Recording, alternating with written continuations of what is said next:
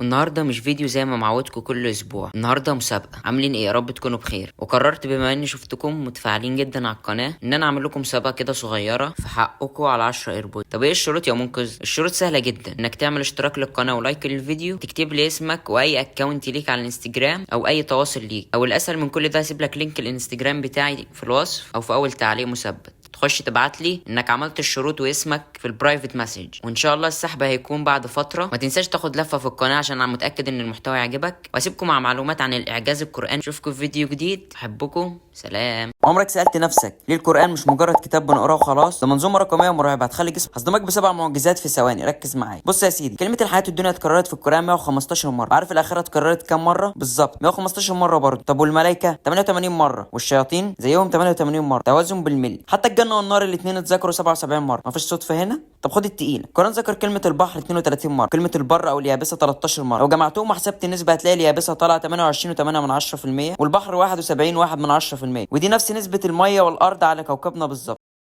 والاغرب من كل ده، كلمه رجل اتكررت 23 مره، وامراه 23 مره، وده بيفكرنا ب 23 كروموسوم من الاب و23 كروموسوم من الام عشان يتكون الانسان من قبل الميكروسكوبات بالاف السنين. تفتكر ده صدفه؟ اكيد لا، ده كلام الخالق العظيم. لو اول مره تعرف المعلومات دي اذكر الله في الكومنت واعمل شير عشان غيرك يعرف عظمه الدين، وفي اكتر من كده معجزات هنعرضها لكم في فيديو جاي ان شاء الله. وده الجزء الثاني من معجزات في القران الكريم هتصدمك. تصدق ان في معجزات في القران اتذكرت من 1400 سنه والعلم اكتشفها قريب؟ القران قال وانا لموسعون، والعلم اكتشف ان الكل فعلا بيتمدد لحد النهارده. طب هل تعلم ان القران وصف الجبال انها اوتاد، والعلم اثبت ان ليها جذور عميقه جوه الارض بنسبه 3 تحت الارض لواحد اللي بيبلغ فوق الارض؟ طب تعرف ان القران وصف مراحل الجنين بدقه، نطفه ثم علقه ثم مضغه، حاجه ما كانتش معروفه زمان والعلم اكتشفها حديث. طب هل تعلم ان في بحر مالح وبحر عذب وبينهما حاجز ما بيتخلطوش؟ مرج البحرين يلتقيان بينهما برزخ لا يبغيان. القرآن قال ان ربنا قادر يعيد الانسان حتى بنانه، والنهارده